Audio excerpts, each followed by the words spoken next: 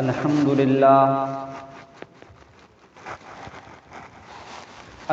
لله نحمده ونستعينه ونستغفره ونؤمن به ونتوكل عليه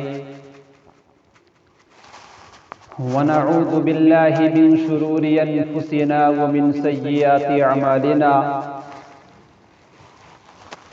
من يهده الله فلا مضل له ومن يضلله فلا هادي له ونشهد أن لا إله إلا الله وحده لا شريك له ونشهد أن سيدنا وسندنا وحبيبنا ومولانا محمدا عبده ورسوله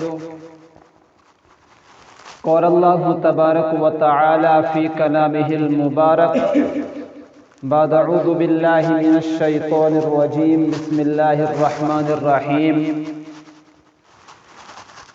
يا أيها الذين آمنوا كتب عليكم الصيام كما كتب على الذين من قبلكم لعلكم تتقون وقال في موضع آخر شهر رمضان الذي أنزل فيه القرآن هدى للناس وبينات من الهدى والفرقان وقال النبي صلى الله عليه وسلم من صام إيمانا واحتسابا غفر له ما تقدم من ذنبه أو كما قال صلى الله عليه وسلم صدق الله العلي العظيم وصدق رسوله النبي الكريم ونحن على ذلك لمن الشاهدين والشاكرين والحمد لله رب العالمين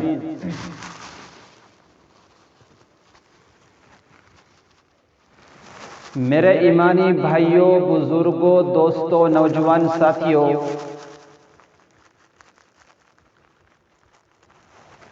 میری اور آپ کی آج تک کتنی زندگی گزر گئی، کتنی زندگی بسر ہو گئی، اور ہماری ان زندگی کے لمحات میں، ان سالوں کے اندر رمضان المبارک کے کتنے مہینے آئے، اور ہم نے ان مہینوں کی کتنی قدر کی، اور آئندہ آنے والے سالوں کے اندر ہم کو کتنے رمضان المبارک کے مہینے ملیں گے اور ہم کتنوں کی قدر کریں گے، یہ اللہ ہی جانتا ہے۔ میرے دوستو، عقل مند اور ہوشیار اور سمجھدار انسان وہی ہے جس کو جو نعمت جب ملے وہ اسی وقت کے اندر اس نعمت کی قدر کرے۔ اور آپ علیہ السلام نے حدیث مبارکہ کے اندر ارشاد فرمایا علی قیس من دان نفسہ وعمل بعد الموت، عقل مند اور ہوشیار اور سمجھدار انسان وہ ہے جو مرنے کے بعد آنے والی زندگی کے لیے تیاری کرے۔ میرے دوستو، یہ آیا ہوا رمضان المبارک کا مقدس مہینہ میری اور آپ کی زندگی سے یوں ہی گزر نہ جائے کہ ہم اس مقدس اور بابرکت مہینے سے فائدہ حاصل نہ کریں، اس کو غنیمت نہ سمجھیں، یوں ہی گزر نہ جائے۔ میں اور آپ محتاج ہیں اور اللہ تبارک و تعالی غنی ہے۔ اللہ تبارک و تعالی کسی کے محتاج نہیں۔ اللہ تبارک و تعالی نے چاہا کہ چند سال پہلے ہم آزادی کے ساتھ رمضان المبارک کے مقدس مہینے کو آزادی کے ساتھ مسجدوں کے اندر گزار نہ پائے، تراویح کی نماز آزادی کے ساتھ مسجدوں کے اندر نہ پڑھ پائے، لیکن اللہ تبارک و تعالی نے مجھے اور آپ کو اور تمام امت مسلمہ کو اس سال آزادی کے ساتھ رمضان المبارک کا مقدس مہینہ عطا کیا ہے، تو مجھے اور آپ کی ضرورت، مجھے اور آپ کو اس بات کی ضرورت ہے کہ مجھے اور آپ کو گزشتہ سالوں کے اندر رمضان المبارک کے مہینے میں جو کمیاں رہ گئی ہے، کوتاہیاں ہو گئی ہے، ان کوتاہیوں کو، لغزشوں کو ہم اس رمضان المبارک کے مہینے میں دور کرنے کی کوشش کریں۔ میرے دوستو، جس طریقے سے اور میں اور آپ رمضان المبارک کی فضیلت بچپن سے سنتے آ رہے ہیں، پڑھتے آ رہے ہیں کہ اللہ تبارک و تعالی رمضان المبارک کے مہینے میں ایک نفل کا ثواب دیگر مہینوں کے مقابلے میں 70 گنا زیادہ کر دیتے ہیں۔ یعنی جو رمضان کے علاوہ دوسرے مہینے کے اندر انسان ایک نیک کام کرتا ہے، نفل کوئی کام کرتا ہے، انسان کو اس پر جو ایک نیکی ملتی ہے، وہی کام اگر انسان اس بابرکت رمضان المبارک کے مہینے کے اندر کرتا ہے تو انسان کو اس کام پر، اس نفلی عبادت پر 70 گنا زیادہ نیکیاں ملتی ہیں۔ اور اگر انسان اس مہینے کے اندر نیک اعمال کرتا ہے، نفل کام کرتا ہے، نفل کام کا ثواب فرض کے برابر اور فرض کا ثواب 70 فرضوں کے برابر ملتا ہے۔ جس طریقے سے نماز کی فرضیت قرآن سے ثابت ہے، زکوٰۃ کی فرضیت قرآن سے ثابت ہے، حج کی فرضیت قرآن سے ثابت ہے، اسی طریقے سے رمضان المبارک کے روزوں کی فرضیت قرآن سے ثابت ہے۔ اللہ تبارک و تعالی نے فرمایا، یا ایھا الذین آمنوا کتب علیکم الصیام کما کتب علی الذین من قبلکم لعلکم تتقون۔ اے ایمان والو، تم پر روزے فرض کیے گئے جس طریقے سے گزشتہ امتوں پر روزے فرض کیے گئے تھے۔ اللہ تبارک و تعالی نے فرمایا، اقیم الصلاۃ، نماز کو قائم کرو، آتوا الزکاۃ یا آتی الزکاۃ، زکوٰۃ ادا کرو، وَلِلَّهِ عَلَى النَّاسِ حِجُّ الْبَيْتِ مَنِ اسْتَطَاعَ إِلَيْهِ سَبِيلًا۔ اور حج کا حکم بھی اللہ تبارک و تعالی نے قرآن کریم کے اندر بیان فرمایا۔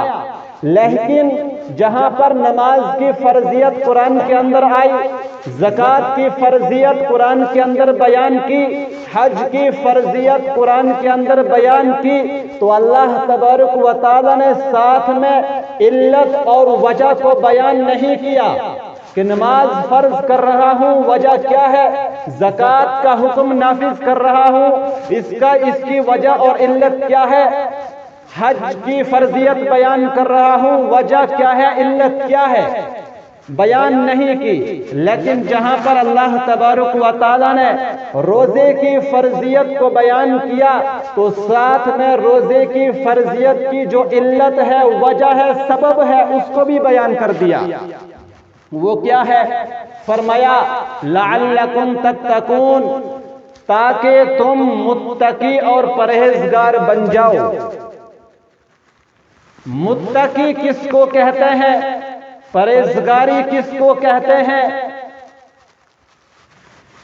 اگر کوئی انسان نماز پڑھتا ہے، دن رات کی جو 5 نمازیں ہیں ان کی پابندی کرتا ہے، وہ پڑھتا ہے، وہ 5 نمازیں تو پڑھنی ہی ہے کیونکہ وہ تو فرض ہے۔ اگر کوئی بندہ زکوٰۃ دے رہا ہے، زکوٰۃ تو دینی ہی ہے کیونکہ وہ فرض ہے۔ اگر کوئی بندہ حج ادا کر رہا ہے، حج تو کرنا ہی ہے کیونکہ وہ فرض ہے۔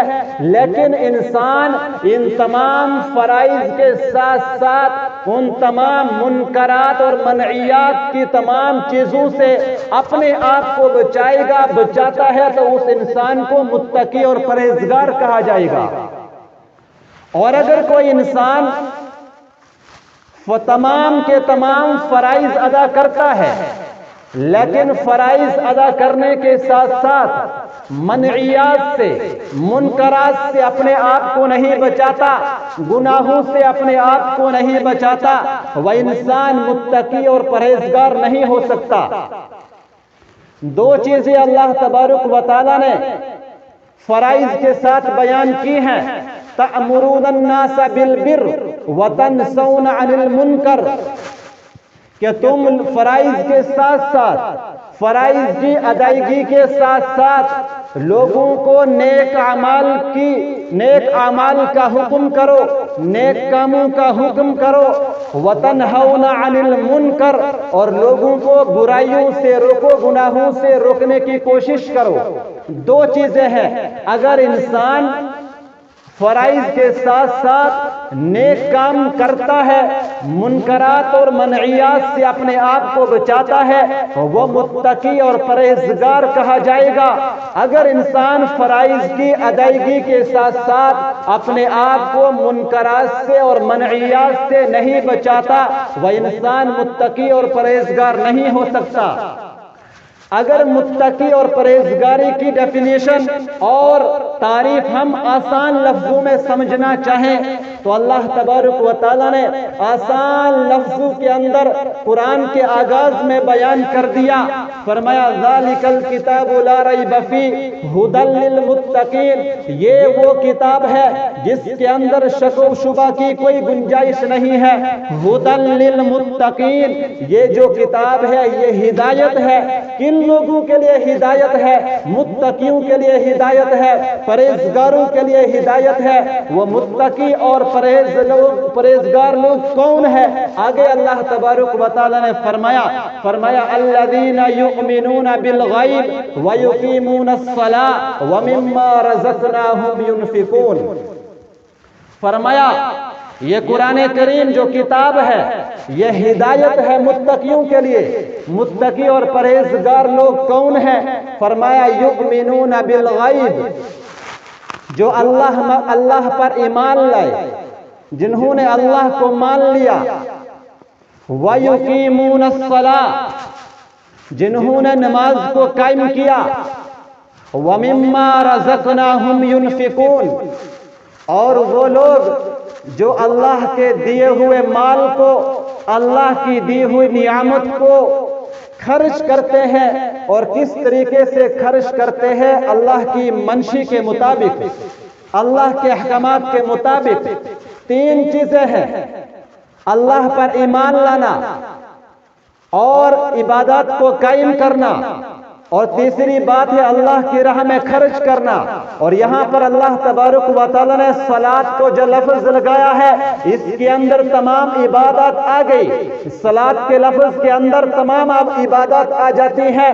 نماز اس کے اندر آ گئی، روزہ اس کے اندر آ گیا، زکوٰۃ اس کے اندر آ گئی، حج اس کے اندر آ گیا، حسن سلوک اس کے اندر آ گیا، حسن معاشرت اس کے اندر آ گئی۔ تمام جتنے کرنے کے کام ہیں وہ تمام کے تمام اس کے اندر آ گئے۔ اور جو تیسری چیز ہے وَمِمَّا رَزَقْنَاهُمْ يُنْفِقُونَ، اور اللہ نے ان کو جو کچھ نعمت دی ہے اس کو اللہ کے راستے میں خرچ کرتے ہیں۔ کس طریقے سے خرچ کرتے ہیں؟ اللہ کی مرضی کے مطابق۔ اللہ نے کیا دیا ہے؟ مال و دولت دی ہے، اس کو انسان اللہ کے راستے میں خرچ کرتا ہے۔ اللہ نے دیکھنے کے لیے آنکھیں دی ہے، اس سے دیکھنے کا حکم ہے، لیکن انسان کس طریقے سے دیکھے گا اور کہاں پر دیکھے گا جس کا اللہ تبارک و تعالیٰ نے حکم دیا ہے، اجازت دی ہے۔ اللہ تبارک و تعالیٰ نے انسان کو کان دیے ہیں، اس سے سننے کا حکم ہے، لیکن انسان کانوں سے کیا سنے گا، کیسے سنے گا؟ اسی طرح جس طرح اللہ تبارک و تعالیٰ نے حکم دیا ہے، سننے کی اجازت دی ہے۔ اللہ تبارک و تعالیٰ نے انسان کو آنکھیں دی ہے، اس سے دیکھنے کا حکم ہے، لیکن انسان کیا دیکھے گا، کون کون سی چیزیں دیکھے گا، کون کون سی جگہوں پر دیکھے گا، اسی طریقے سے انسان اپنی آنکھوں کو استعمال کرے گا جس طریقے سے اللہ تبارک و تعالیٰ نے حکم ہم کو دیا ہے۔ تین چیزیں ہیں، اللہ پر ایمان لانا، عبادات کو قائم کرنا اور اللہ کی دی ہوئی نعمت کو اللہ کی مرضی کے مطابق خرچ کرنا۔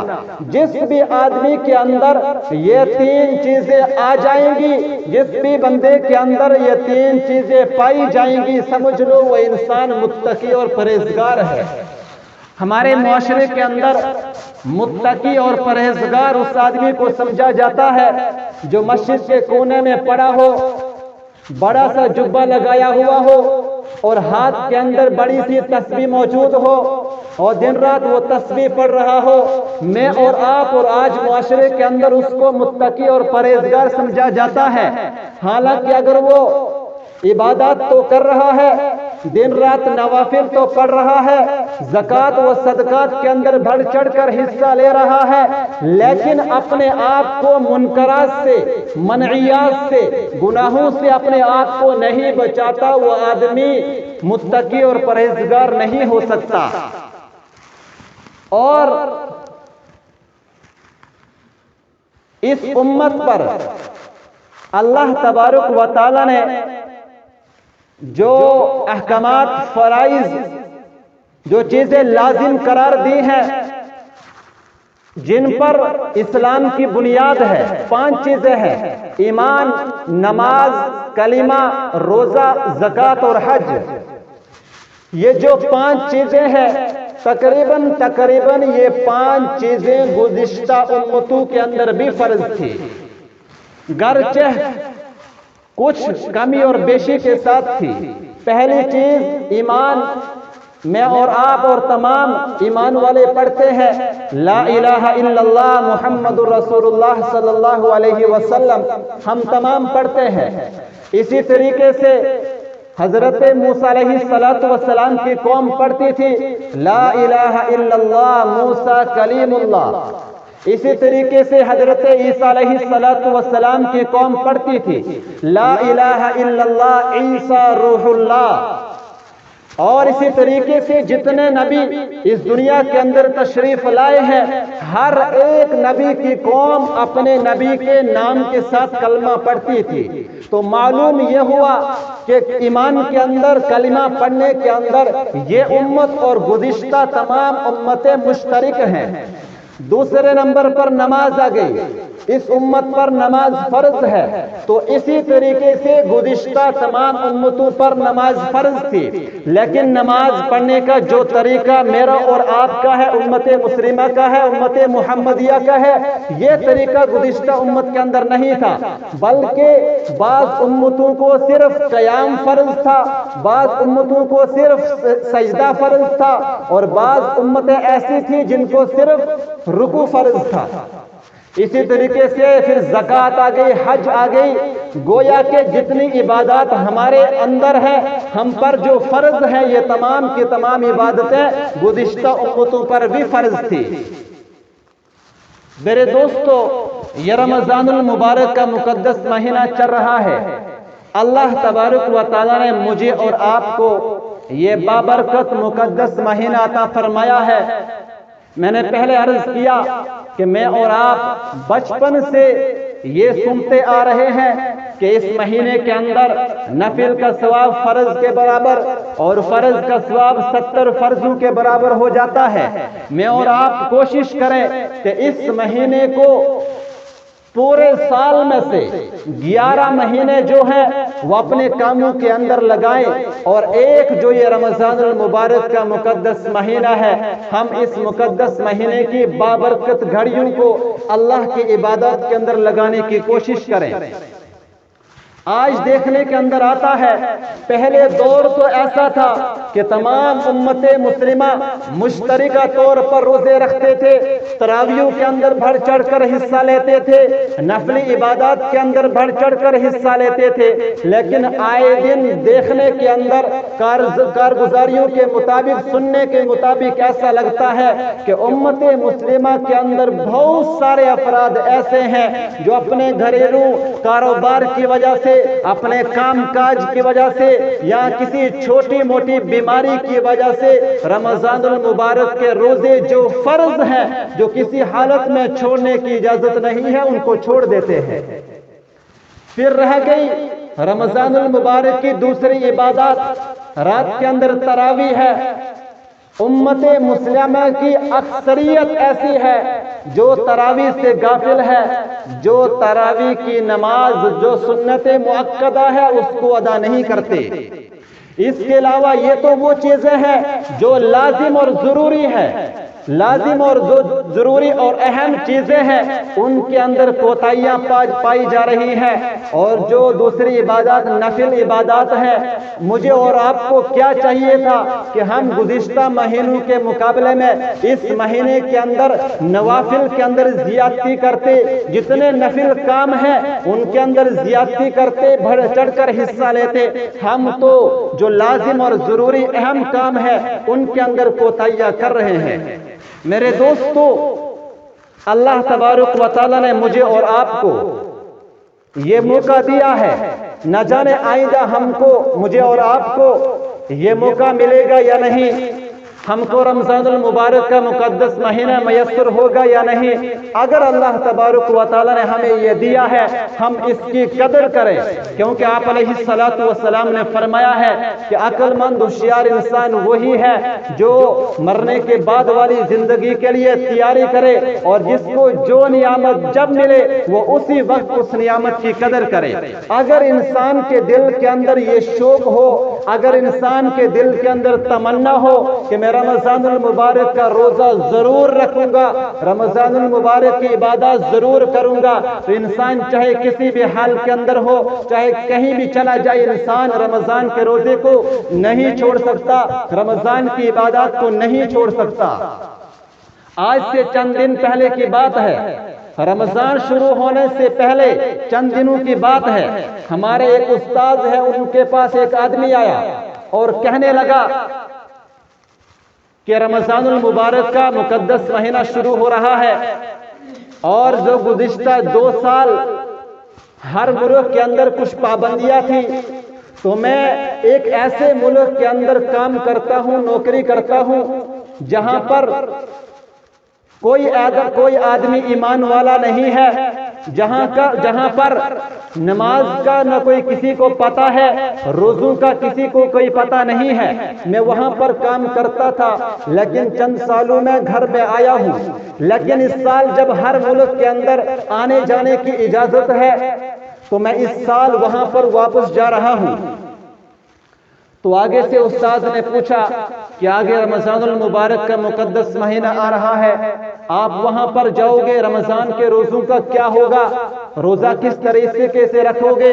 تو آگے سے کہنے لگے کہ آج تک میری عمر تقریباً 30 یا 35 بتائی تھی، اتنی ہو گئی ہے، آج تک میں نے کبھی رمضان المبارک کا روزہ نہیں چھوڑا ہے، اور آج میں اپنی نوکری کے پیچھے اور ایسی جگہ پر جا رہا ہوں جہاں پر نہ کسی کو نماز کا پتہ، نہ روزوں کا پتہ، نہ زکوٰۃ، نہ حج، کسی کا پتہ نہیں ہے، اور وہاں جانے کے بعد میں روزہ چھوڑ دوں، ایسا نہیں ہو سکتا۔ وہ آدمی ملاقات کر کے واپس گھر چلا گیا، یہ رمضان سے پہلے کی بات ہے، اور وہ اپنی اس جگہ پر چلا گیا جہاں پر وہ کام کرتا تھا۔ وہاں سے جب یہ رمضان شروع ہو گیا، دوبارہ پھر فون کیا اور کہنے لگا کہ میں وہاں پر پہنچ گیا ہوں، رمضان المبارک کا مہینہ شروع ہو گیا ہے اور میں نے چند دن کے روزے رکھ لیے ہیں۔ آگے سے استاد نے پوچھا ابھی بتاؤ تم کیا کر رہے ہو، کہاں پر ہو؟ آگے سے جواب دیا کہ میں ایک پارک کے اندر موجود ہوں، اور یہاں پارک پر میں نماز سے ابھی فارغ ہوا ہوں، اور یہاں پر جتنے غیر مسلم جو سکھ لوگ وہاں پر موجود تھے، جیسے میں نے نماز شروع کی تمام کے تمام میرے طرف میرے ارد گرد کھڑے ہو گئے اور مجھے حیرت کی نگاہ سے دیکھنے لگے۔